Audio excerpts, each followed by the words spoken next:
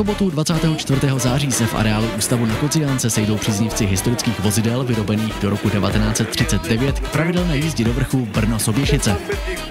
Připomenou si tak slavné počátky motoristických závodů na jihu Moravy, kterých se ve 20. letech minulého století účastnili přední světoví jezdci, včetně například našich manželů Junkových.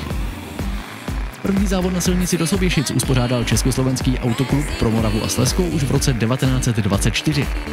Po několika velmi úspěšných ročnících však v té době již mezinárodní závod do vrchu musel ustoupit mnohem atraktivnějšímu Masarykovu okruhu. Tradici závodu do vrchu obnovil brněnský veterán Automotoklub v 90. letech. Postupně z něj vytvořil jednu z nejprestižnějších veteránských akcí v České republice s výjimečnou atmosférou, kterou mnozí sběratelé považují za nejvhodnější k předvedení nově získaného nebo čerstvě renovovaného historického vozidla. A diváci jakoby se stále drželi doporučení, která do programu závodu napsal inženýr Ženatý už v roce 1925.